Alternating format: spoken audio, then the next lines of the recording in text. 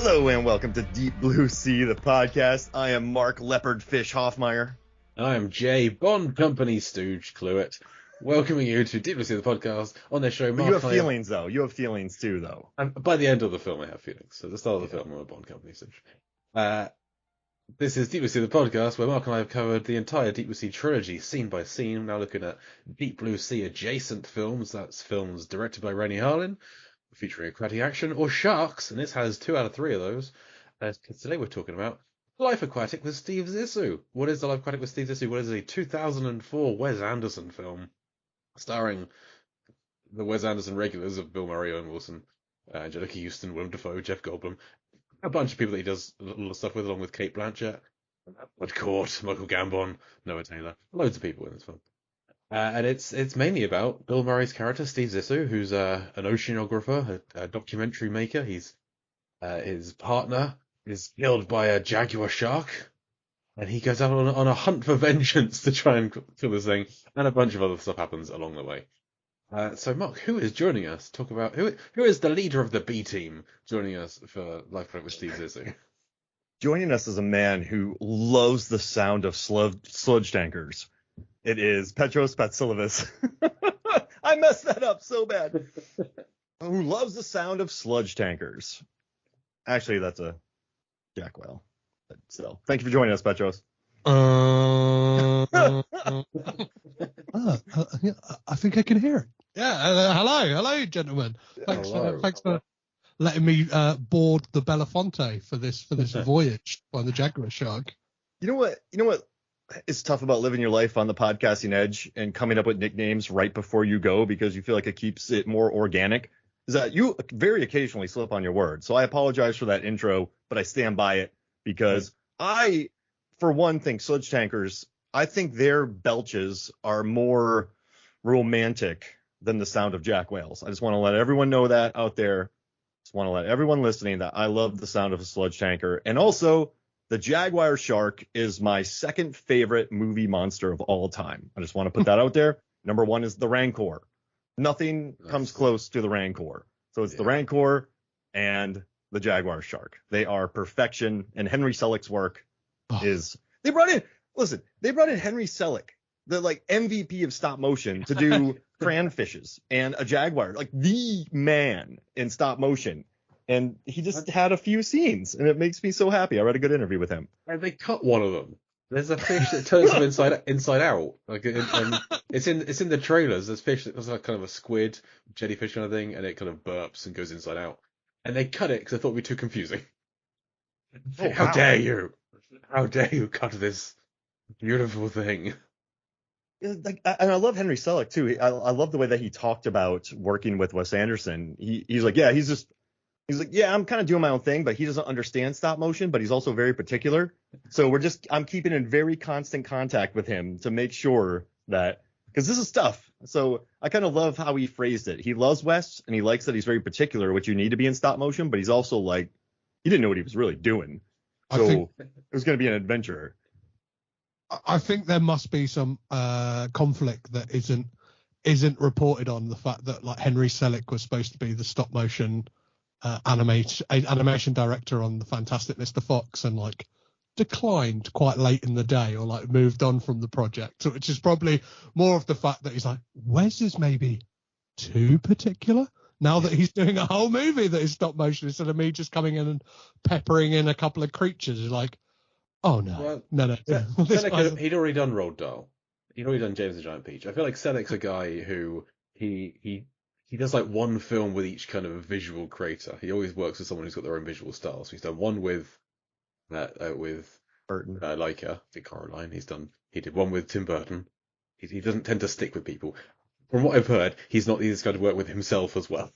So it could have been a communal thing. It's just a Vin Diesel, Dwayne Johnson thing. Henry Selick and Wes Anderson met. The sweetest beef of all time. Do you know what I mean? The kind of like... You're a candy fish ass. Imagine Henry Selick on Instagram live. Just like, actually, Wes Anderson was on set, and he's really well dressed, and he's very polite. But man, he won't let me live. Like, I want to do this. I wouldn't call him a candy ass because he's here and he's a very good director, but I got to be me. And like, that's the politest call out of all time. And there's no jabronis used. I want to hear this beef between them. Just very polite kind of put downs. Do you know what I mean? You, sir, are just inadequate at the things that you enjoy. Like, do you know what I mean? Never, I don't know, kind of cutting, but at the same time, still an air of polite. If I do say so myself, you are not I doing respect you and everything you do, but it takes too long. Yeah. Like, I feel like when you're doing stop motion animation, though, it needs to be your vision. Because if you're doing stop motion animation, you're a wild creative, but then you're being like, what's the word, micromanaged by a director, then it probably sucks all the life out of it. So listen, I had to move this jaguar shark 6,000 times today and take 6,000 photos while you told me how to position each one of the 6,000 like jaguar shark movements. Like, just let me breathe. I want to be a peacock. I want to Mark Wahlberg and the other guys. Just let me be. It's when you watch footage like how they made Fantastic Mr. Fox, they literally had Wes Anderson was like acting out exactly how he wanted the characters to move. So you can imagine the kind of level of dedication and kind of preciseness as a stop motion director. That compounded with somebody who is that particular as well, just feels like it's like too many particular cooks in the kitchen in that case. And a very artisanal kitchen with espresso machines and just beautiful El Mustaf knives, really wonderful griddles, 2 espresso machines, one for Wes and the one for the rest of the crew. Yeah, all stolen from Jeff Goldblum. What the hell stolen from? Jeff Goldblum comes home. Hey, where's my espresso machines? Like, yeah, that was a terrible impersonation. But also, hey, so reading this, there's an interview with Robert Yeoman, his DP, Wes Anderson's DP, and what I learned about him is that what I learned about Wes movies is he's so exact, and he has everything storyboarded and pictures, and he tells everybody exactly what he wants. But what I love is if you go into a house and you're shooting in a house, you don't have to redecorate all of it, because he shows you exactly where you need to decorate. Because he's like, we don't need that coverage. We're going to do a wide shot right there. Nothing else. So in some houses, you have to do the entire house or an entire set. But he's like, no, I just want this wall. You're going to shoot at this wall. And that would be really interesting as a production designer, because you're going, hey, do we need to decorate this house? No, just the wall. Nope. Just center it. It's fine. Just do that. It's perfect. And that's it. Like that'd be pretty neat to work on, because just that exactness of a director. I don't think I've ever been on a set with someone. I've been on sets where there's like pissing matches about what gets placed where, but I've never been on set with someone so particular that like life-suckingly particular, I guess. But that'd be fun to be on set and watch that. And I guess his crews are really small. On a lot of sets, you have grips sitting everywhere and just 60 people surrounding the camera. But I guess on a West set, there's 4 or 5 people. That'd be neat to be around. Yeah. To be one of those chosen few. Like, I would love that. I would have to dress up too. I'd have to like dress up though and wear suede shoes for 14-hour days and then just die after a week. But it's and also I want to say I'm so glad we're covering this movie. On the MFF podcast, Petros came on and we talked about the Lost in Translation soundtrack, a movie that for me in the early 2000s really sort of hit my emotional core. And when I watched Life Aquatic, this movie did the same thing. I went and bought the soundtrack, almost immediately with Sue George's covers of Bowie. I bought the movie poster. This movie was like it for me for about a year. That's all I watched. And like I was in a band called Johnny Party and the Furious Funksters, and so we would go practice at this house. And I remember, like, there's always people over, there's girls over, everyone's drinking. I don't know why, but they did a ton of whippets. There was like CO2 canisters everywhere, and I didn't do them. But yeah, just tons of, and then they're like, what if the cops come? And they're like, oh, we say we love like paintball or something. I don't know what they said, but like they laughed about it, and then they shot a whippet. But just tons of like just people partying. And then here I was watching Life Aquatic and laughing at Klaus and like crying when Ned died. And like just, you have all these people partying, like a stereotypical Florida State college party. And here I am watching Life Aquatic. Like this movie, I wasn't being pretentious about it. I wasn't wearing an ascot or anything, and just wasn't smoking a pipe like Ned. I didn't sew a Z into all my sweaters.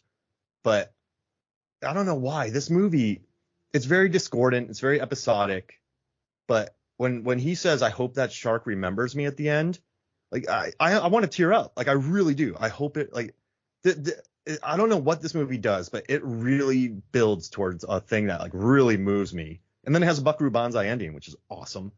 So it's just this movie was me in 2004. This movie was me. So I'm glad we're finally talking about it. Given how episodic it is and how much you love it, I feel like we could have easily done like a 10-part series on this. Just broke it up into chapters and just done like 2.5 months on Aquatic. Right? Because it's scenes that are brilliant. The entire like the gunfight on the boat at the hotel. Just all the characters. The compound raid at the end. I mean, for me, I don't have the love for this film that you do, Mark. I don't dislike it. But prior to this viewing, I would have said this was the bottom of my Wes Anderson ranking. Like all of his films, I don't particularly like Bottle Rocket, and I don't particularly like The French Dispatch. Those are two that I just didn't get on with, and then this would be next. So this would be the bottom of the pile of the ones that I like, shall we say. This was only the third time I saw this film, I think. And this time I did like it a lot more. This is the first time I've kind of sat down and taken notes and really like paid attention to it all. And I kind of really dug it. So I'm appreciating that we're talking about it as well. But Petros, I'm guessing this is one that you like as well, because you picked the film to talk about today. Yeah, this is one that I watched. I think I'm like, I didn't watch it at the cinema. I wouldn't have even been old enough, I don't think, when this film came out. Yeah, I would have been about 13 years old. And I remember picking it up on DVD, like when it came out. And just like Mark, I kind of made it my entire personality. Just like it was the first Wes Anderson movie I'd seen as well. And I was just kind of like, what is this? Do you know what I mean? Very particular style of filmmaking. And I think it's like you, Jay, saying like you didn't like it and now you've kind of got an appreciation for it. I find I kind of loved it, and then I kind of softened on it a bit, like as I kind of got older. But then every time I watch it, I find something new to kind of really enjoy it. And what's really weird is this week I've watched Finding Nemo, and I've watched this film, and I feel like I think it's the daddy issue stuff in both of the films, but like they are kind of like two sides of a weird coin. They're obviously both set in the ocean. One of them is about someone trying to look for their son. One of them is about having a son thrust upon them and kind of what they do in like the search for family. And I think like there is this is like the twee Fast and the Furious in the sense that is a film about a ragtag band of like law-breaking family who kind of go on these crazy adventures. And I absolutely love this film. Watching it today, watching it for this, was kind of just smile from ear to ear throughout. You just made this my favorite movie of all time by comparing it to the Fast and Furious franchises. And for me with Wes is I've always been really into bad dad Wes. So you had a great dad in Finding Nemo, bad dad in this. And they Noah Baumbach and Wes Anderson. So they recorded the commentary inside the Italian restaurant where they wrote the movie. Yeah. And you can hear all the dining service going on during their commentary. But I guess what I love about early Wes, probably right up until Darjeeling Limited, where I kind of started seeing a change in his films. I still adore Moonrise Kingdom. I have The Prince. I love Grand Budapest. Oh gosh. But in Bottle Rocket, there's a scene where Luke Wilson talks about he talks about his mental break, and they're like, they asked me a question about water sports. And he's like, not only did I realize I didn't want to answer that question, he's like, I never wanted to answer another question ever again or see these people for the rest of my lives. And he has this sort of mental depressive break. In Rushmore, I think depression plays a major issue. In Darjeeling Limited, watching them let go of their luggage at the end it's very literal. It's not subtle. But like sometimes you need something like that is a platitude or very unsubtle to really connect with you. And so watching Royal Tenenbaums with Richie Tenenbaum and the suicide scene and just the really offbeat humor and the sadness. I think movies about sadness have always connected with me. Well, I think Wes Anderson is basically like, it's like Peanuts for adults, like even more so. It's like kind of like if Charlie Brown and his friends grew up, they would be the characters in Wes Anderson films, because there is this tinge of sadness, but in this kind of candy-coloured world. And like if you think about like Rushmore, I think there's peanuts running throughout like Wes Anderson's filmography. Like Rushmore's a perfect example. When Max kind of gets kicked out of Rushmore and is like spending a lot of time with his dad and working at the store, and it's around Christmas, I think like you see him looking out the window with this tiny little Christmas tree with the deerstalker hat on and the red jacket, exactly like Charlie Brown from A Charlie Brown Christmas. And it's like, and I think the sadness within them, like you were talking about, Mark, and I rudely interrupted, I do apologize. They make the film so much richer, right? Like I think there are a plethora of people who will watch these films and enjoy them on a surface level. And I think a lot of people do. They just go, "Oh wow, it's quirky." Do you know what I mean? It's kooky. It's offbeat, and just kind of like I'll laugh at the funny bits and be like, I don't know, won't really absorb the fact that there's just everything is just tinged with this melancholic sadness that kind of can bore into your soul and kind of rip your heart out if you delve a little deeper and kind of look beyond the artifice of it all. It'll put you right on the edge. Speaking from the perspective of the kind of people who are like that, who ignore the sadness and just like the kookiness and the candy colours, like those are the Wes Anderson films I prefer. Like Grand Budapest Hotel has a lot less sadness in it. I think it's a lot more of fun. Yes, there is like some characters do pass away, and there's like a getting locked up in prison and things, but it's a lot more fun, a little sort of madcap adventure. Same with like Fantastic Mr. Fox, a film I adore. There's less sadness in that one. For me, the sadness didn't work in The Life Aquatic. I didn't feel sad. I wasn't that connected to the loss of Ned. I just didn't really care, I guess. I feel like my reasoning behind that is, I think Bill Murray is perfect casting as Steve Zissou. He works very well. The character was written for him, but he plays him so detached, so laconic, that I became detached from him as well and his plight. I'm in this for the supporting characters. I'm in this for Willem Dafoe. I'm in this for Noah Taylor.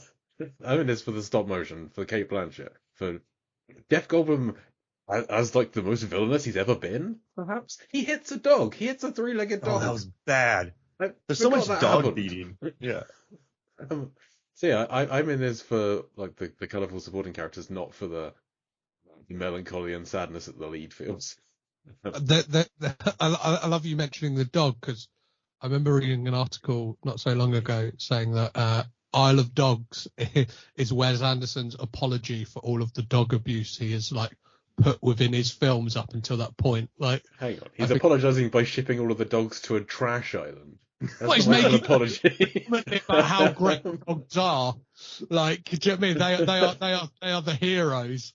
But up until that point, like in this, we have the dog getting hit by a paper. We have Moonrise Kingdom. Like, gets killed. It's killed. Yeah. And it's like, I think like throughout it, it's kind of the dog dies at the end of Royal Tenenbaums. It gets hit by the car. Oh yeah, destroyed. Wildcat. So yeah, he's a real dog hater. Maybe it's all that he doesn't like the dog fur on his tweed suits. It's like dogs are kind of they're amongst the villains of Fantastic Mr. Fox as well, like the farmers. Oh dogs. Yeah. Rabid. Yeah. There's just always, I don't know what it is, but for some reason, Wes era in the late 90s, early 2000s, I guess through 2007, I don't know what it was about his movies that just really, I think there's a couple things. So growing up, I grew up in Hudson, Florida. My parents, I watched tons of movies, but I never really learned about music. I just listened to what was on the radio. I basically watched all the new movies. So when I started watching Wes Anderson films, when I started watching Sofia Coppola films, actually anybody that MTV gave an award to in the 90s, like Guy Ritchie for the first time filmmaker, like Lock, Stock, I watched because of MTV's, Virgin Suicides I watched because of MTV. But yeah, his early stuff, I don't know, I think it's what really started making me realize that I loved movies. because I remember going to a Royal Tenenbaums screening, and I was the only one laughing in the theater during the tennis scene because I played tennis. It was one of the funniest things I've ever seen in my life. The scene with the paintings in Royal Tenenbaums. In Life Aquatic, I was like, are you two fighting? And just in the background when Klaus puts his hand up in the air and he's deep in the background. You know why Willem Dafoe did that? He was on set all the time. He just would put himself in the scenes. And so just watching the little moments in these movies for some reason and hearing the music. And, I didn't know much about Bowie before watching this movie. I just knew that the dude from City of God was singing Bowie covers. Yeah. Knockout Ned. and learning a lot about, I think I started getting into Rolling Stones because of Darjeeling Limited. I started getting into, like Elliott Smith because of Royal Tenenbaums. So I didn't really have many people who were like, yeah, Mark, you got to listen to the Kinks. Like no one said that. Like, hey, like go check out this band. Here's the Pogues. Like no one did that. So for me, listening to these soundtracks and this, they really helped me sort of find some quote unquote culture growing up in kind of Hudson, Florida, St. Pete, Florida. And it's weird. It seems weird to say, but yeah, I think maybe that's also why I have such fond memories about these movies. And also, I mean, I read a really funny article. The producer who did this movie, Nina Jacobson, she knew the movie was going to tank when they screened it, and people went up to her and said, "This was a brave movie to make," and it was her biggest movie that lost money ever for her while making films. And she ended up getting fired, and Bill Murray called her up, was like, hey, were we the reason for that? She's like, no, it was other reasons. But, she said that she got fired. She said everyone said it was a brave movie. And I think that makes sense. It's almost like a Babylon type experience where Wes was hot. Bottle Rocket, Rushmore, Royal Tenenbaums. Those are heaters. Like those are, like big time Oscar nominated movies. And so then he makes A Life Aquatic. Like it's almost like Chazelle followed that up with Babylon after 3 big hits. So I think this also helped him get back to maybe more story because Darjeeling Limited is definitely more focused. And nowadays he's really adapted. I think what is great about like this failing and like I sometimes I loved Babylon as well. I kind of love a beautiful failure as opposed to like, do you know what I mean? Like smashes a lot of the time. And the fact, you mentioned like Darjeeling comes after this and I think it should happen to a lot of directors is like just have your money stripped back a bit and you have to make something personal because I feel Shyamalan too. Sorry. I feel like we would have got to Wes Landerson, as I call it, like kind of post Fantastic. Wait, Landerson? Like on land? No, like as if it is a land of Wes Anderson. Like there is an element to this film that is kind of like it's a couple of degrees away from reality. Whereas when you get to anything post Fantastic Mr. Fox, it is just total shoebox diorama, meticulous to meticulous's sake. And there is something about the Darjeeling Limited where it's like it's got elements of that. But it's him making, I don't even think like a necessarily majorly personal. I guess there's some of him, but it feels like a really personal story for his co-writers on that, Jason Schwartzman and Roman Coppola. When you kind of look at Adrian Brody's character in that film and the kind of wears the dark sunglasses, it's like, oh, he's Roman Coppola. And it's like there is a character within that they're obviously they have their 3 siblings and they have this looming presence of their father in the background, and it's like, oh, who knows more about kind of feeling like they need to live up to their dad than Roman Coppola? Do you know what I mean? His dad is Francis Ford Coppola, so it's like, and that film's deeply personal and like I'm just the point is I'm glad that kind of the Life Aquatic kind of fell in the way that it kind of brought that really personal film out of it afterwards. Petros, go wherever you want, man. That was good. Keep going. We're here for conversations. This is good. So if you find yourself, walking to, from Florida to Wisconsin, you find yourself in California, it's cool. Just keep rolling with it. We'll find a way back. Don't worry about it. Yeah, exactly. It's like everyone on your show, you talk about all of the films associated with the Coppola family, This one falls outside of that because Roman's not involved in this one. Schwartzman's not involved in this one. He is. Roman Coppola is the second unit director. Oh, I'm sorry. Okay, I didn't spot him in the credits. Yeah. He pops up at the end. So I have covered this film on my podcast from that kind of lens, but I feel like I could speak, and I can probably speak on it probably a lot more eloquent than I covered that kind of early on, like looking at the Coppola family. Didn't really know, or knew what I wanted to do with that podcast, but kind of at the same time haven't got to the place that I am now, where it's kind of, we'll go off on these weird tangents I do. But yeah, I think I tried. I kind of watch it and think like, what would Roman Coppola have done on this? Because especially when you think of Wes Anderson, him being so particular, like what would he have let him like kind of go off and film? Turns out a lot. Oh wow! Yeah, on the commentary in the Italia restaurant that they wrote the movie in, Noah Baumbach too. Like, dude's a beast now. Yeah. I liked White Noise, but it tanked. Never give 140 million to make White Noise, Netflix. That's insane. Yeah, they're never giving blank checks to directors again, are they, Netflix? Never. And it kind of stinks because they sent me a sweet box for it. They sent me gum and a soundtrack and a sweater and everything. Like then the movie kind of disappeared. But he showed up and he was like, "Hey, I'm here to shoot." And Wes goes, "I don't really have anything for you." And Roman's like, "That's fine." So Roman just went out and got a ton of B-roll, got a bunch of establishing shots, wide shots. He helped out with the stop motion with Selleck, got some of those shots because he understood a lot of in-camera effects when he worked on Bram Stoker's Dracula, dope movie. But he actually, Wes Anderson kept going, "Oh yeah, that was Roman. Oh yeah, we wouldn't have had that if it wasn't for Roman. Oh yeah, Roman came up with that." So he just sort of showed up and was like, "Oh, whatever, man, I'll chill in Italy with the camera and shoot second unit and drink some good wine and hang out." And he contributed a decent amount of shots for someone who is as meticulous as Wes Anderson is. He just showed up. That makes sense. I reckon all of the story by credits that Roman Coppola has was he just got Wes drunk on that trip and they just spitballed a load of ideas. And when Wes is like, "Oh, I think I'm going to turn that into a film. You mentioned something about Arizona and aliens. Oh, yeah, I think I'm going to do that." And Roman's there going, "Story by, buddy. Come on. Pay up, Wes. Here's some more of my dad's wine." You know? Yeah. Two kids. It's the 60s camping trip. Pay up, Wes. Come on. Dog dies. Hurricane. So Jay, what are some things that you loved more about this viewing that you said you sat down? Did you just notice the little things this time that you really liked, and what were some of the little things you loved? Well, like I've said, I loved the supporting characters. So Willem Dafoe is, I know we're talking to a guy who hosts a Willem Dafoe podcast.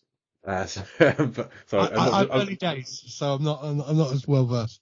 I'm not bringing him up just because you're on the show, Petros, but I really enjoy him in Wes Anderson films. I think he's so intense and so bizarre, the kind of character that he plays, and that like Klaus in this one is so different from the rat in Fist Mrs. Fox or the assassin in Grand Budapest. He's just like a nice guy, but he's so intense, and he's like threatened by the presence of this new guy. He wants Steven Zissou's his dad, not this other guy's dad. So I loved him. I love Bud Cort.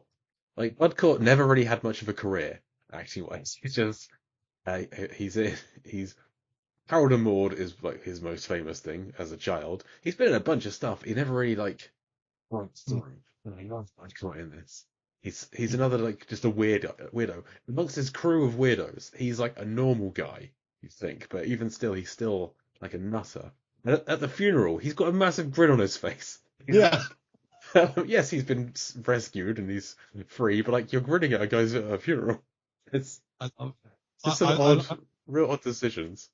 I love that line that Bud Cort has at the end when Jeff Goldblum's character asks him, like, "Hey, is this my espresso machine?" And it's kind of like, you see the turn that he's fully Team Zissou. Yeah. It's like, yeah, you stole it. Like, he's like a real attitude to him of like, yeah, whatever, buddy. Yeah, of course we did that. We're Team Zissou. What are you going to do about it?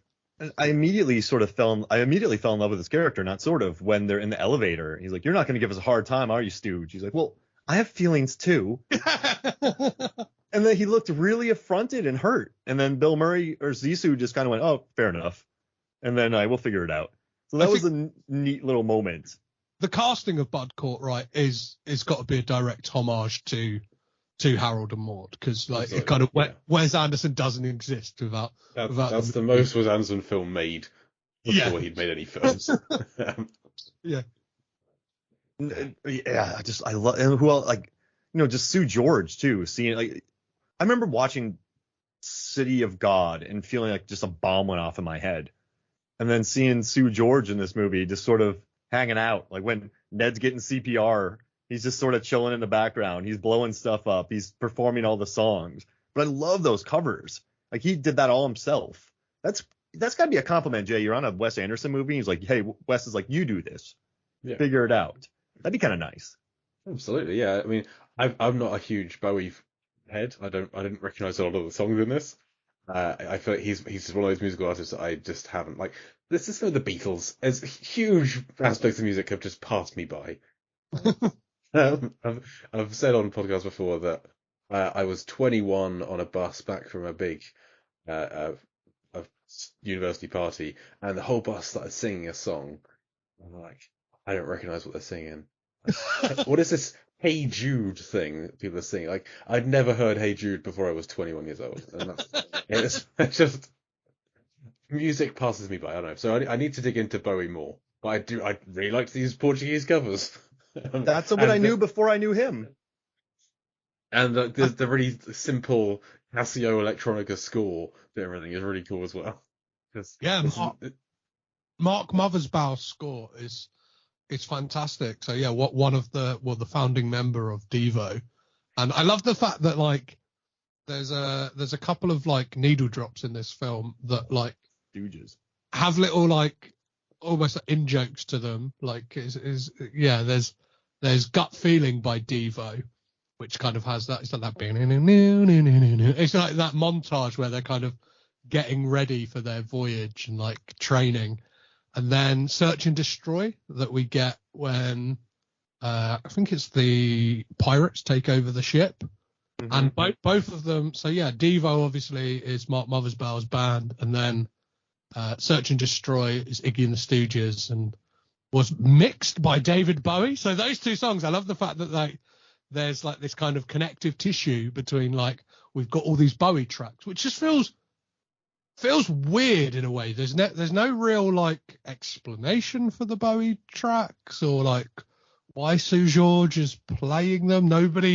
At times, nobody really addresses the fact that he's, do you know what I mean? Like interacts with him, like playing music or like is enjoying it anyway. It's kind of like he's almost like a Greek chorus, just playing these Bowie songs in Portuguese, and then the actual needle drops of the Bowie tracks. Well, then I always love that moment when you get Life on Mars when Zissou is like on the boat and he's just met Ned and he goes to the front to like have a drag on his joint, and like you kind of get that kind of into slow motion shot of him just kind of taking a drag at the front of the boat and then like kind of just walks back and it kind of like cuts out abruptly. Like, that's really great. And the use of Queen Bitch as well at the end.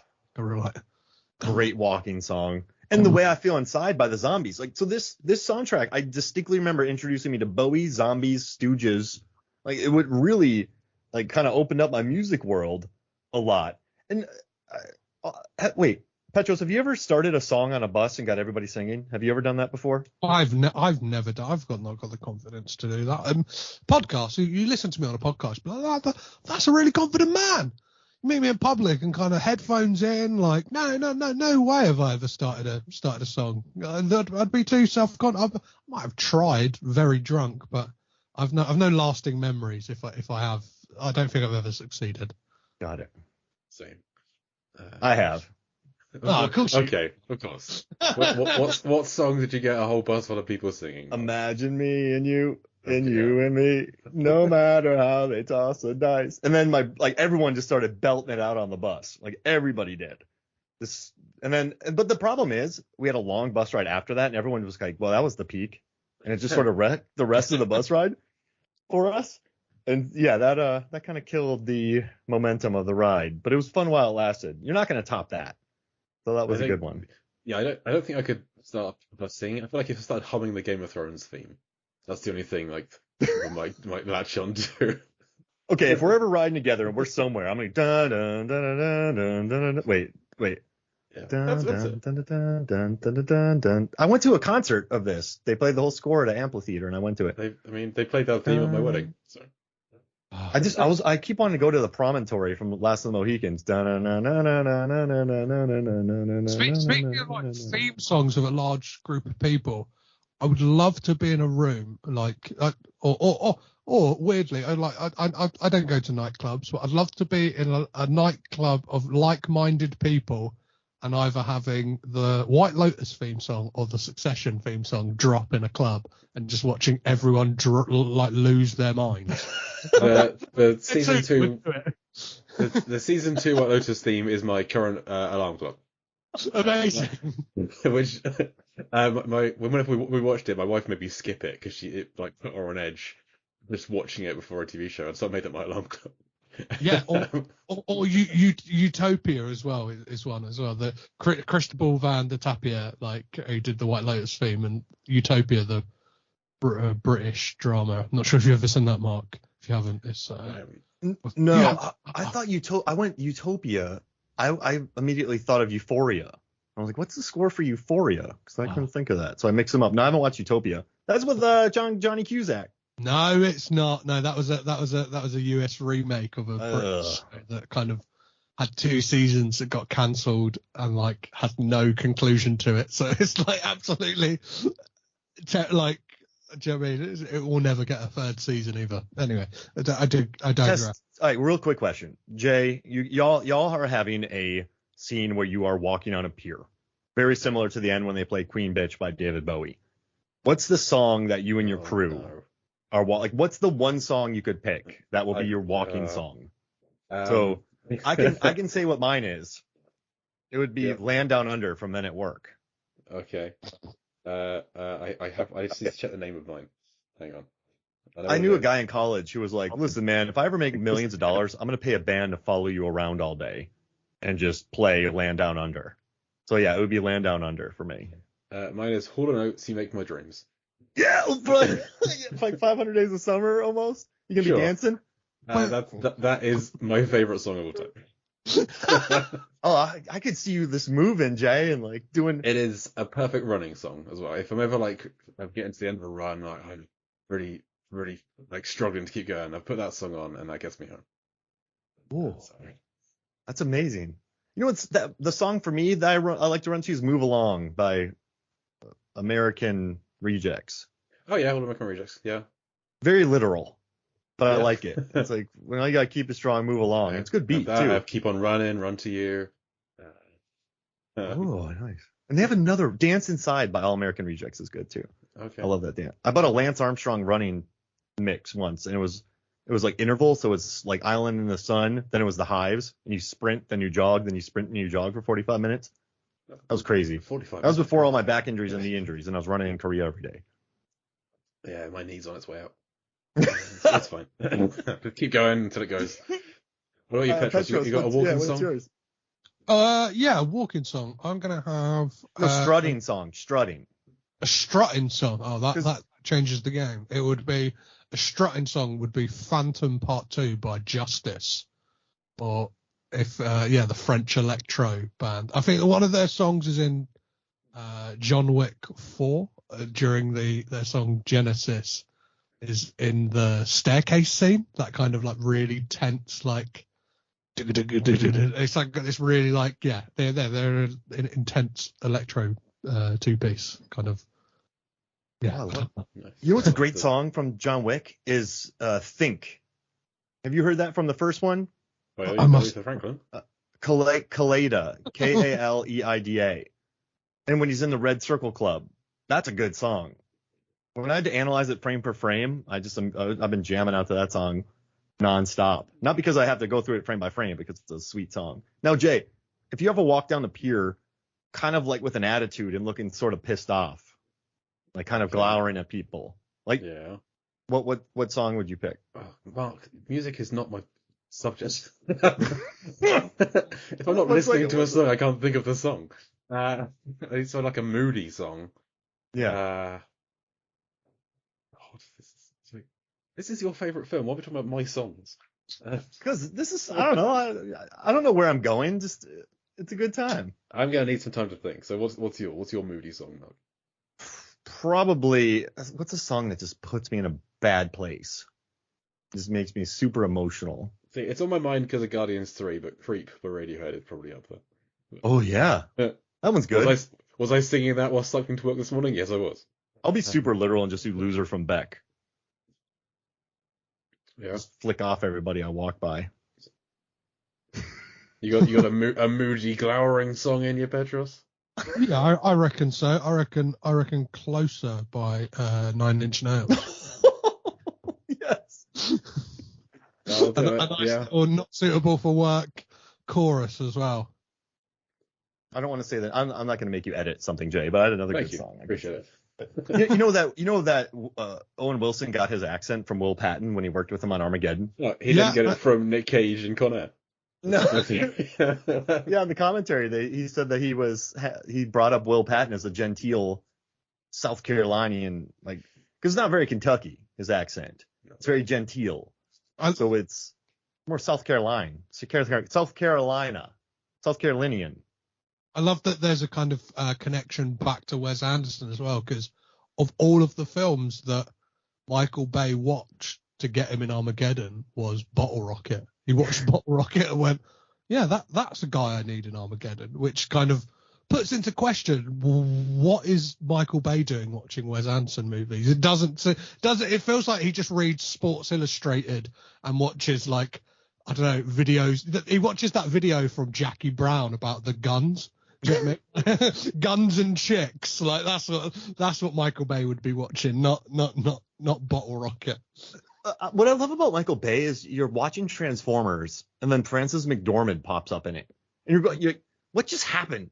Like, he likes why? Coen Brothers actors. They're all like Totoro, Buscemi. He cast them all. Yeah. That's interesting. And the one thing I don't like about this movie is the treatment of Anne Marie, the script girl. She's always naked.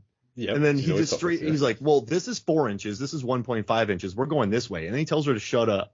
And then she's right. Like, he does the script girl dirty. I'm just going to put that out there. And then she quits. So, yeah, that's true. I agree.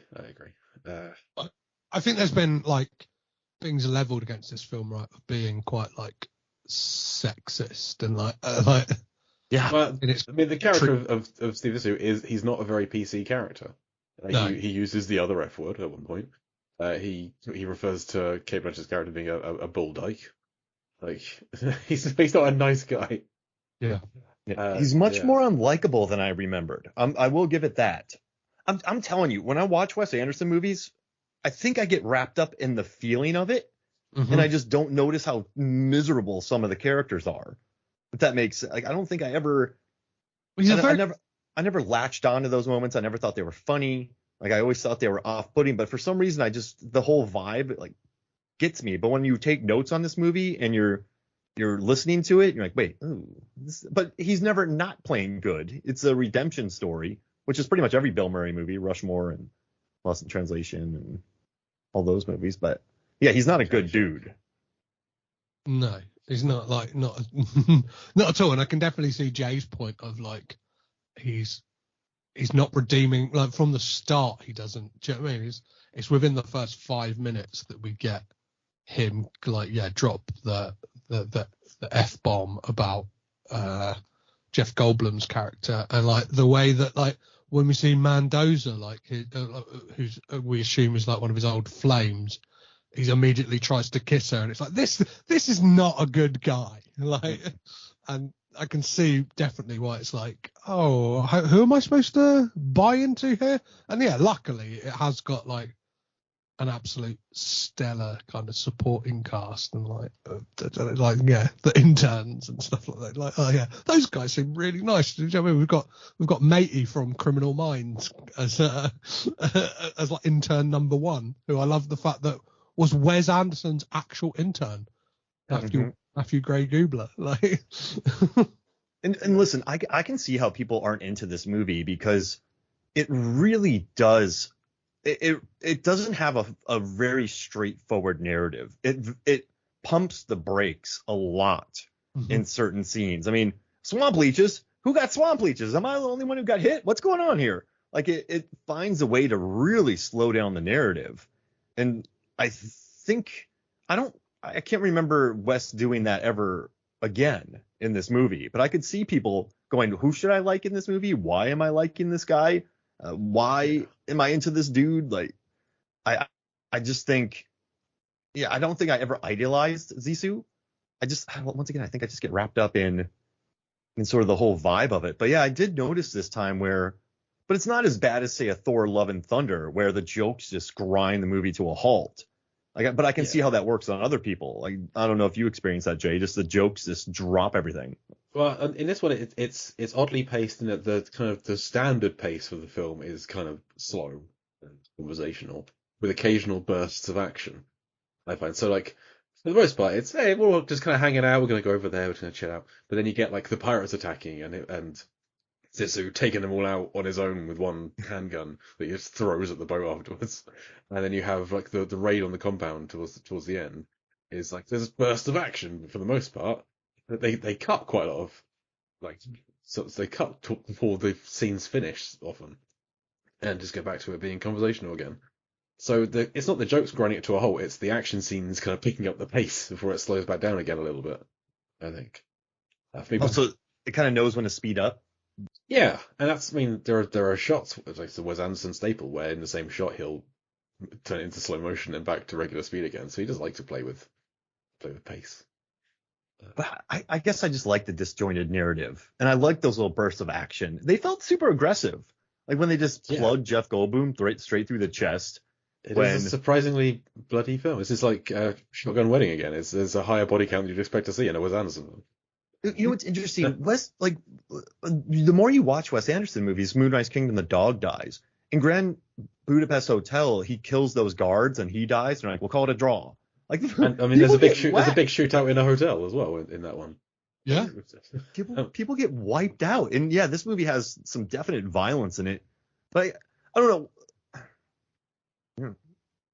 I guess Bill Murray. But why is Bill Murray? But think about him in Ghostbusters. He's kind of a jerk. Kingpin. He's horrible. What is about him that can pull off being a likable, horrible, horrifying person? I mean, he isn't always put off. A friend of the show, Emily Slade, she hates the first Ghostbusters because of Bill Murray's character. She just cannot stand him in that one. She loves the 2016 Ghostbusters. Get her and Lisa Leahy talking about it, and fights will ensue. It's fun time. I think it's the sarcasm. He just has the attitude to him, like he doesn't really mean what he's saying. He's just making a joke. It's all fine. This is how I read it. Oh, like when he breaks into Cubby's room, Kate Blanchett, and he goes, "I was just trying to flirt with you." Like he acts hurt. Like he thinks, like he busts in her room, breaks it in, super aggressive, but he's like, "I was just trying to flirt." Like, we haven't talked about Kate Blanchett. Yeah, I find her character or her casting to be a little odd. I know that she wasn't the first choice. They wanted Kate Winslet. A bunch of other people. Wasn't even the second choice. Yeah, well, she's her name's Jane Winslet Richardson. She's named after like three of the actresses they wanted to play the character. Kate Winslet, Miranda Richardson. I don't know which Jane they're talking about, but there is some Jane they wanted to cast apparently. But so they kind of got stuck with her late in production. She didn't rehearse with any of the crew beforehand to like make it feel more improvised apparently. And it feels like so different to every character she's played in anything else, where she's like a little bit quirky, kind of realistic, but heightened, whereas she's known for playing these like super grounded, realistic characters or magic elves with weird eyes in the Hobbit films. This feels like a completely different role than she would play in anything else. I think she does it well. It just feels odd to me that this is Kate Blanchett. Is she the closest we get to like an audience surrogate in this, of just somebody transported into the world of teams, or is that supposed to be Ned? Yeah, you have two people who are transported into a brand new world. You got three because you got Blood Court as well. Yeah. So they've done the triple. Yeah, the triple. Yeah, take your pick. Whose kind of viewpoint would you like to take? Yeah. Pick your Wow. audience surrogate. Yeah. I guess it's Ned, right? Because he explains the guns. They explain the gear, the shoes. Hey, what's his helicopter? Oh, we haven't fixed that. Chekhov's helicopter. The rings, the letters. So then you have her. Oh, do you know that gun scene was improvised? That Bill Murray improvised that when he this is real, and he points a gun at Kate Blanchett. It's like, why'd you start with that question? that was an off-screen thing he did, and they kept it in the movie. But yeah, I guess she rattles him though. I like that. I think she brings out the insecurity of him and makes him come across like if she's not there, he might be a little bit unbearable because he becomes so petty with her around, which is probably a good thing because you see that side of him. And she's there as well to create some kind of tension on the boat as well, right? Do you know what I mean? Mm-hmm. Yes. One of the two love triangles that Steve Zissou's in. He's in a love bow tie. I called her. What I love about this film is it's like it's a secret film about Well, it's not even that secret. It's kind of like there is this whole thing of they're going on an adventure, but like the whole thing is just a huge kind of analogy for making movies, right? Like it's just like kind of like the difficulties, and you can kind of see those love triangles of like, and the fact that Ned is like a financier basically for their next expedition, and like you can look at Eleanor Zissou as like another producer, like line producer, of producers and stuff like that. Yeah, like you kind of got all these people who are like, and then you've got like the literal crew of the boat who are literally the crew making the movie. And it's I think more than anything, this film is about movie making and kind of the family you create whilst making a movie, and like how insufferable that can be. And I guess it's obviously it does. Little did they know, it kind of talks to the. I think now looking at Bill Murray, I think this is a point that probably should be made, is like watching this through the lens of what we know about Bill Murray now, and obviously people like kind of like saying like he's been quite inappropriate on sets and stuff like that. Like does leave a bit more of a sour taste in your mouth, like about that. I know that Angelica Houston said that like she didn't really like get on with him on set, but then like kind of I don't know, he feels like a guy who like pick and chooses, because when her husband died, he was like one of the only like celebrities who kind of turned up to his funeral and was really like amicable and sweet. Like I know that on the set of Groundhog Day, him and Harold Ramis like really fell out, and then it wasn't until Harold Ramis was on his deathbed, Bill Murray kind of like resurfaced again. So like in all intents and purposes, Bill Murray is Steve Zissou, and it's kind of like I think it's a lot more palatable when like you can have that disconnect. But as more kind of comes out about him, all you've got to do is a little Google about Bill Murray. Like there's been complaints from Lucy like Liu, too, ex-wives as well and stuff like that of his, that like he kind of is this marijuana smoking infidel. Do you know what I mean? Yeah. Infidelity chasing, like golf playing Lothario, who is I don't know, bit of a good time boy. He is Steve Zissou basically. Yeah. Like, he was pissed off on set. He was constantly. I was surprised they left this in the documentary. It was an hour documentary I watched about the making of this, and he was really mad that he was the lead character in this movie because he was there for 6 months. I think he hates being on set on anything this long for any movie. And you could see him getting so pissed off at Wes Anderson. Just, that's enough. No. And then Wes is like, well, we're going to do this. He's like, I think that's fine. He's like, Wes is like, we're going to do this. And like, you could tell that Bill worked with him again, but you could see his frustration with it on set. And I've heard when I was working on $1 Million Arm, I know a guy who worked on the Elephant movie with Bill Murray, and they said that he hates suits and he's only cool with sort of the crew and other cast. So he seems purposely sometimes tough to deal with, I think, on sets, and he doesn't like sort of the he didn't seem to enjoy the life of working on it. As soon as they wrapped, he jumped on a bike and rode away, and they showed his last shot. So I think he's got to be a difficult guy, but I also think since he's in Hollywood, that's been sort of like, it's Bill Murray, it's fine. He can be that way because he's Uncle Bill. Yeah. But yeah, you're right. It is a lot more fun to know about Bill Murray if Bill Murray's a good dude and he plays sarcastic people, you're like, it's Uncle Bill. But then you realize maybe there's all these accusations and stories, and you're like, Yeah. I guess he's been in every Wes Anderson film since, but not in as big of a role. And I think it's quite telling now that like he's not in the trailer for the new one, even though I can't remember if he's on the post. Like his name is not on his IMDb. Right now, he's not. Yeah. Being in it. So, and that's interesting because it was Bill Murray who like spilt the beans on what that film was at London Film Festival last year, I believe. So, Bill. like what happened with the Aziz Ansari movie and the kind of like dispute there, like might have kind of Bill Murray in a lot of films after this is a cameo at best, right? Like he's not really. I don't know. I think the most screen time he really has is Moonrise Kingdom and Fantastic Mr. Fox. Yeah. But even French Dispatch, what he's kind of he's in it at the beginning, right? I know that he's like the overarching theme. I couldn't remember how much of it he was in. Yeah, well, the whole thing is them writing his obituary, yes, right? Yes, so that's true, like, it's to spoil something that happens in like the kind of first 5 minutes of the movie. But like, Darjeeling Limited, you think it's going to be about Bill Murray's character, then he kind of misses just the like train. Yeah, he misses the train, and then he gets a one shot afterwards where it's kind of like scrolling through who all the other characters are, and then Grand Budapest Hotel is just one of the many members of the Society of Cross Kids. Yeah. Like Has his biggest non-West role been On the Rocks? Oh, Isle of Dogs. Sorry, Jay. Who's he in? No, that's what I was saying. Isle of Dogs and Just It's Fox. He's in them kind of semi-prominently, but that's voice recording, so that's easier to do, I think. You can literally phone them in. Yeah, exactly.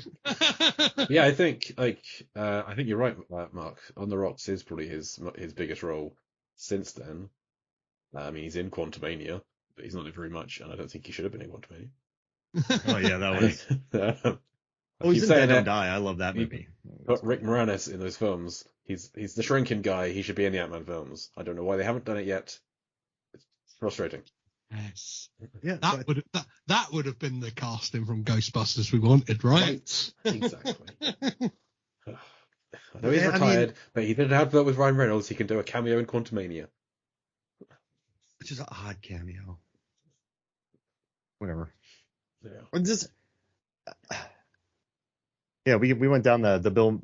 It kind of sucks because you're right. When you think that they're just Bill Murray is Bill Murray, and remember how he would show up randomly at everywhere, and everyone's like, "Oh my gosh, Bill Murray just randomly popped up," and then you get all the allegations. You're like, ugh.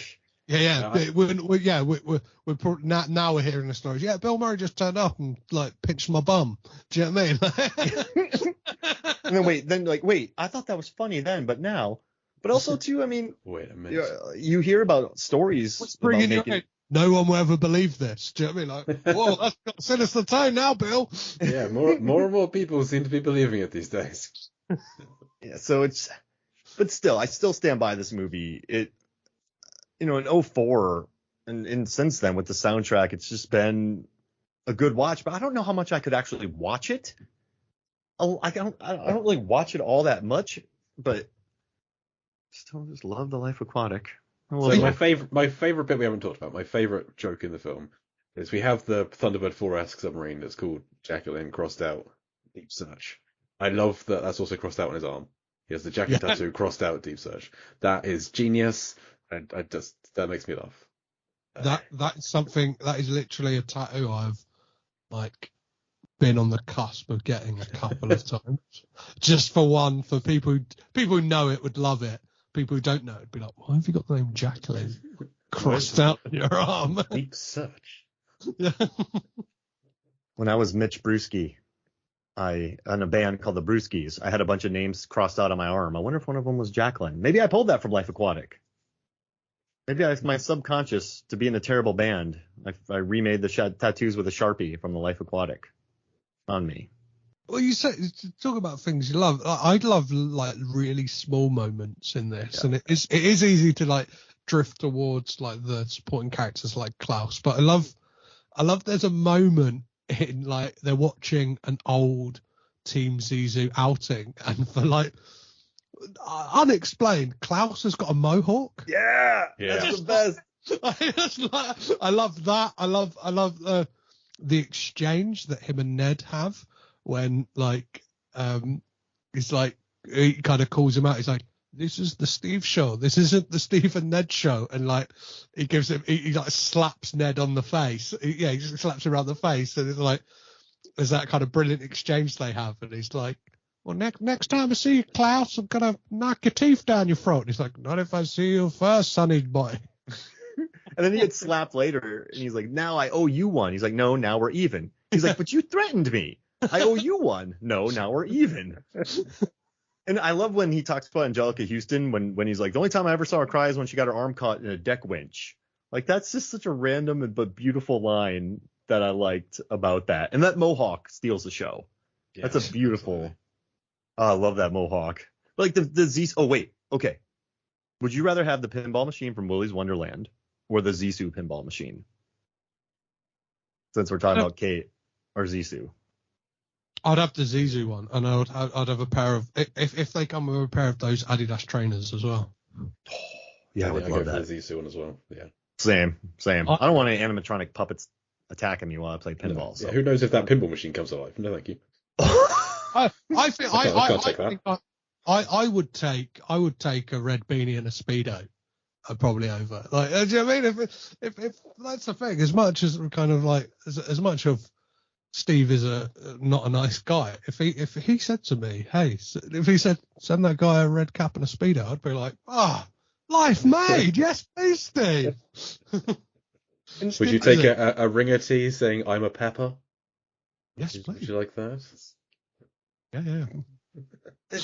Oh man, and I love. There's other little moments. I know the problem with comedy sometimes is you just mention funny bits, but I love when Jeff Goldblum calls it a leopard fish. I love when he's like, was he swallowed whole? No, he was chewed. There's just so many, like when he throws his earring away and Ned goes and gets it. There's lots of little moments that I love. Apparently, Seymour Cassell, the actor who played Esteban, said in an interview that he always wanted to be eaten by a shark in one of his films. So that's where that came from. He's one of the characters being eaten by a shark. And that line, he is the Zissou. What do you do? He is. But I mean, think about it. On film sets, you have that's so he's the talent, I think. And so you have the line producer, Angelica Houston, one who gets the money. You have the producer played by Gambon who talks to a lot of the people. You have the various crew, the cameraman, the sound guys, all that. And then you just have the Zissou, which he doesn't add much. Dudes, right? You kind of have he's literally like the money man. He's the studio essentially breathing down your neck. And it's like, what you want on a film is for the studio to eventually go, you know what? Yeah, we're still an espresso machine. We'll kind of jump aboard the pirate ship that is the Belafonte, and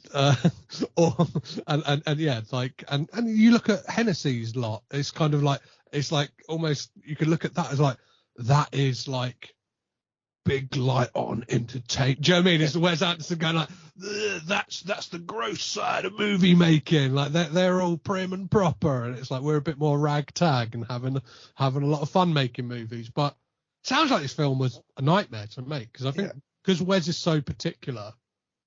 Robert said there's no easy days. They were on an actual boat and set up for a shot that would take them hours. And then by the time that they'd set it up, the boat had basically turned round in the water and they'd lost the shot that they wanted to get. So they're like, right, let's pack up and try again tomorrow. And I do love what you said about the prim and proper crew and then the ragtag crew.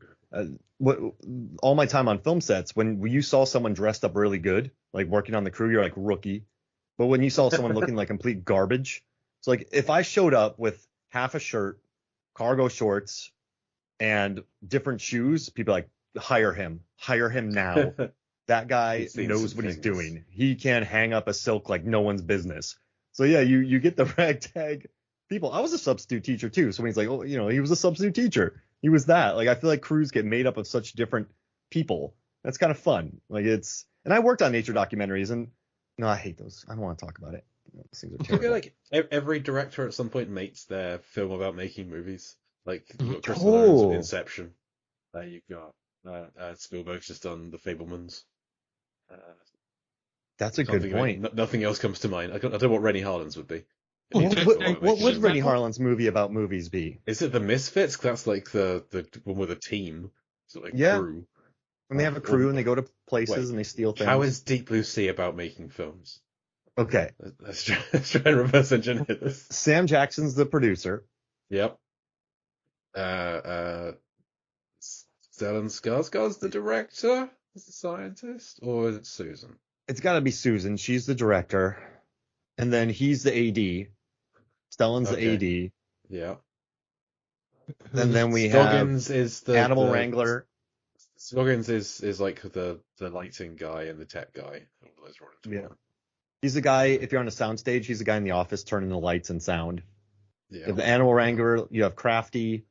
Janice is probably she might be continuity.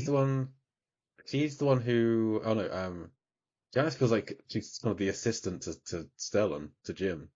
Yeah. All right, so she's the second. Ada Turturro's transpo. Yeah. Yeah, and yeah. We can make this work. That fits. Ronnie Cox is a silent partner. Yeah. What are the sharks? The sharks are the audience. Yeah, the sharks are the sharks audience. Are the film. The sharks are the film.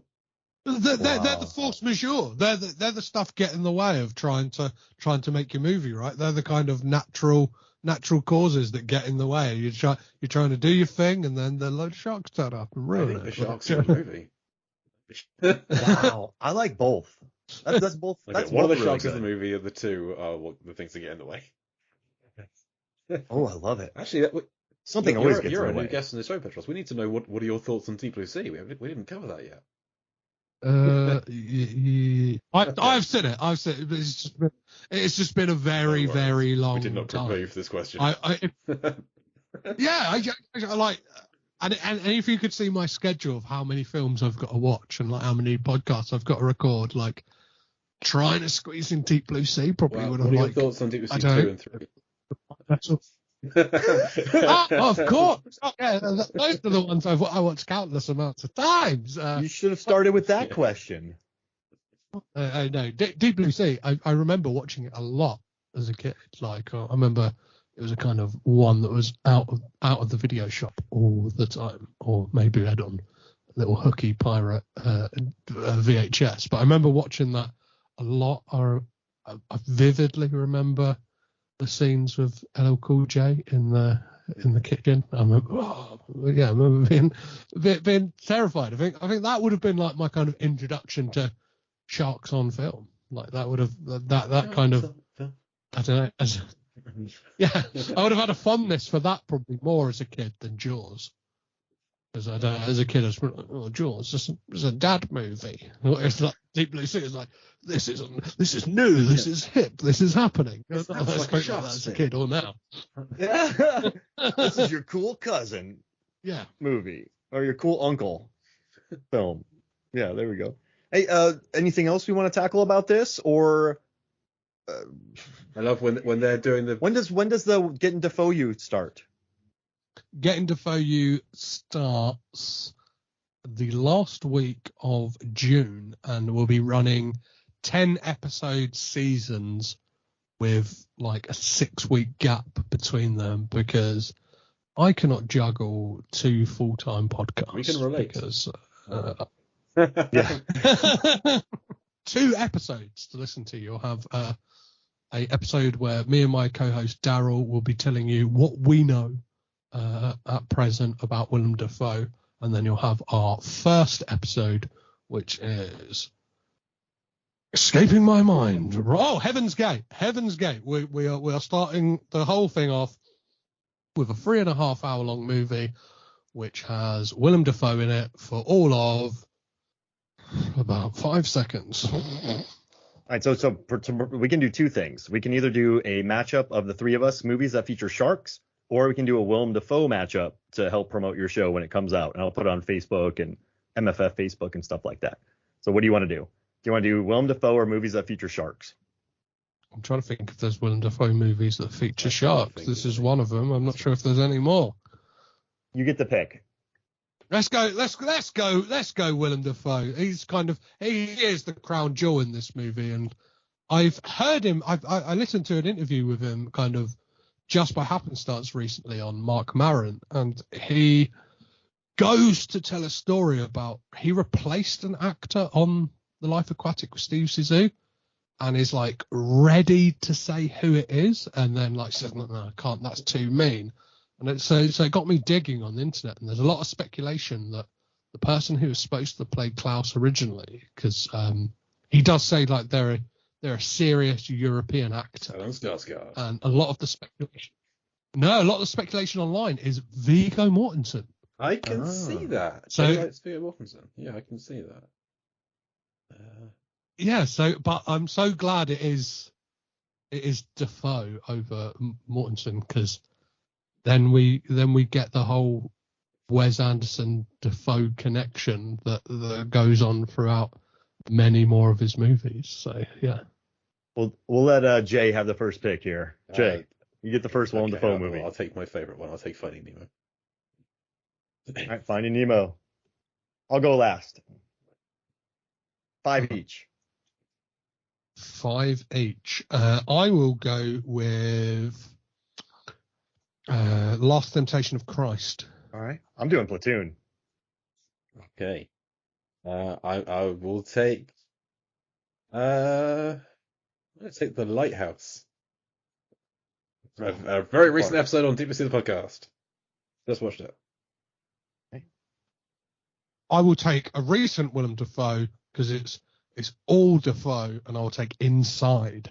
That's really good. I'm going to go with The Florida Project because he should have won an Oscar. Nice. I will take, not Inside, I'll take Inside Man. I'll take a bit of a Shadow of the Vampire. Oh, no! That's what I really need to see. Oh, no! I would have taken that first. Mark, you got to stop just going with your heart, because that's a perfect pick. He should win an Oscar for that one. Yeah. Oh, man, what a great role. Okay, so I will go Wild at Heart. That's a squirrely villain. Yeah, that's a weird role. Nick Cage movie. Bob through all teeth. That's the crossover, isn't it? That's going to be a special episode. Petros, for what art, yeah. I'll take American Psycho. I think I like him in that. Ooh. Yeah. All right. I will take Speed 2, just because the crossover is set at sea, and he is arguably the best thing about that. He loves a leak. Oh, and there's a jet ski in it. That makes me very happy. All right, since that was quite a unselfish pick. Oh, the other. So I'm gonna go with Antichrist. The other Willem Dafoe film with sharks in it is Aquaman, of course, which I'm not picking. Yeah. I'm not picking it. It features catapults too. You can take it, Mark. All right, Jay, you're up. My last pick. He's got so many great films. This speaks to the depth. This has gone fast. Like, he has a deep bench. I feel like we could do a whole more rounds. We're not going to, because it's a long episode as it is. So my next one, I'll take Spider-Man. All right, that's a good one. All right. My mind has drawn a blank, and this sounds bad as somebody who's supposed to be an authority on Willem Dafoe. Daybreakers, that's a good one. I will go for,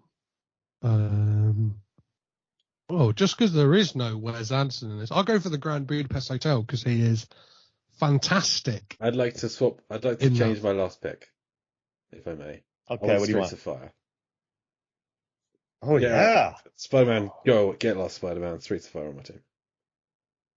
I'm going Aquaman, even though I should take Dog Eat Dog because that's another Nick Cage movie.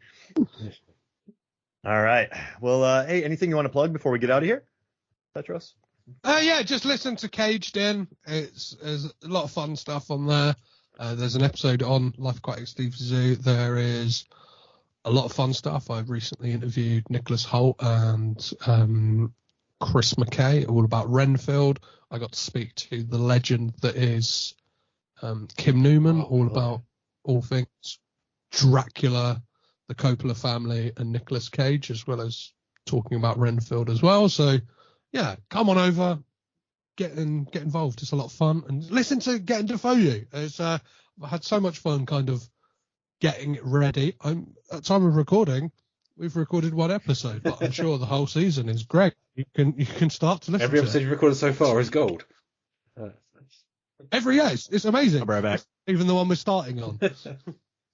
Well, Mark's been trying to rush us out of this podcast, but we've forgotten there's still a couple of elements left to do. First is, how is Life Aquatic with Steve Zissou like Deep Blue Sea?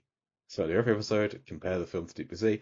And for this one, I have a long old list. This is the first list in a while that's gone over one page. I'm onto a second page for how this was like Deep Blue Sea. There's explosives. There's a selected crew, a pack of strays is the crew. There's diving. They're at sea. There's a shark that eats somebody. They plan to hunt and blow up a shark. There's a Jurassic Park cast member. They're seeking funding for their research. There's a facility exposition scene. That we didn't talk about the half a boat set with that one tracking shot. That's beautiful. Love that set. Beautiful. There's someone's icing a cake in a kitchen on a boat. There's intelligent aquatic animals. They have like albino scout dolphins that are smarter than you expect them to be. There's a small plane flight. We see aquatic animals being fed. The orca. There's a pregnant lady, because there's that deleted scene where Janice is pregnant. They cut that out of the film. Outside of visiting to assess the situation, which is Sam Jackson and DPC and Blood Court, and also Kate Blanchett. There's a helicopter that crashes and explodes and kills the pilot. There's a pet bird. Angelica Houston has pet birds. The scout dolphin at the window watching Ned and Jane is just like the shark in Deep Blue Sea 2 looking at the window. So that made me laugh. Petros, you haven't seen Deep Blue Sea 2, but there are super smart bull sharks that watch a guy take this potion that makes him see the Matrix. So it actually happens in other. It's listening in to like lip reading, and he says he's going to kill the shark. Beautiful film. Limitless juice. There is a prison break escape attempt. Half the crew leaves early on in the film. There's a guy with a camera filming various things. It's not LL Cool J filming himself. There we go. Defoe never wears trousers, just like Carter never wears sleeves. I had like Defoe is the Bob Pack of this film from Desert Cloud. And there's Sujor's character, when they're all in the kind of wetsuits when they go for the attack, is also wearing a sleeveless top, apart from everyone else. The one with the one black castmate is wearing a sleeveless top. I like how none of the clothes kind of match, all the same colour, but they're not the same style. I really liked that. A boat blows up. There's a giant shark. Owen Wilson dies, which is nothing we've covered on here, but there we are. If we do go with Ned as being the audience surrogate, then this film kills the audience surrogate, just like it did with Russell. And my last similarity is that Bill Murray has a Michael Rappaport-esque physique when he's topless. Scoggins the only topless male in Deep Blue Sea, and that's an odd choice. But the other thing I have to do is how deep and how blue is Life Aquatic with Steve Zissou? So Petros, as I am sure you know, Deep Blue Sea is on average 14.5 meters deep and about 31% blue. Do you think the Life Aquatic with Steve Zissou is on average deeper and or bluer than Deep Blue Sea? I reckon it's deeper and bluer. You think it's deeper and bluer? Okay, well, I can tell you it is deeper. Mainly because of that last sequence where they go after the jaguar shark. Because you're showing the coordinates as to where they are, so I chucked them to Google Maps. It's just north of Barbados, just east of Martinique, and I looked at the depth of the Caribbean Sea at that point. And it's approximately 2.2 kilometers deep, and they go down to the bottom of the sea. So at that point, I have to assume that's how deep they are in the little Thunderbird 4 submarine, which is about 1.3 miles deep.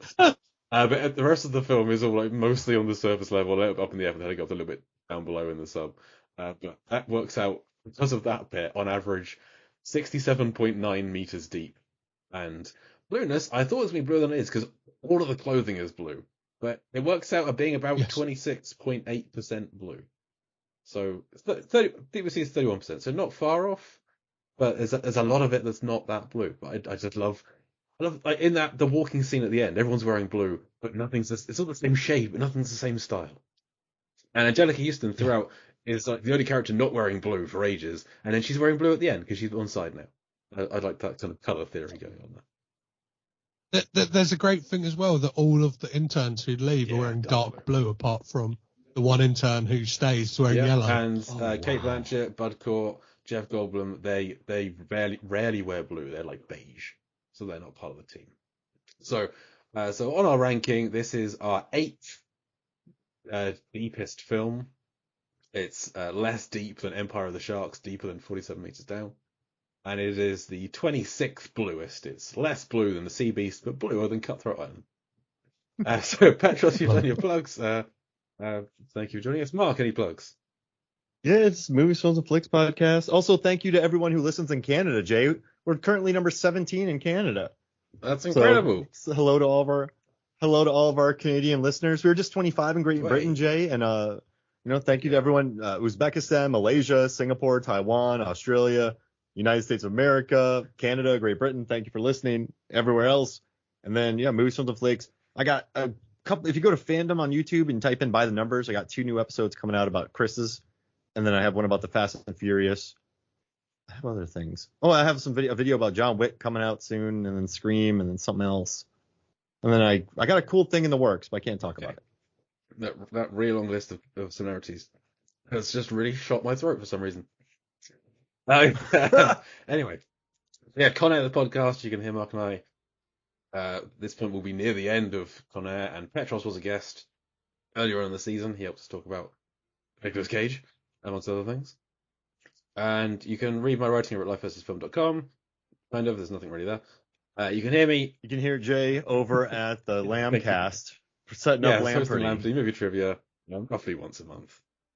But that's it. That'll do it for the Life Aquatic with Steve Zissou. Thank you once again to our guest, Petros Patsilivas. Not if I see you first, Sonny. I've been Jake Lewis. I'm so happy to revisit this. Oh, I love this. I'm Mark Hoffmeyer. See you again soon.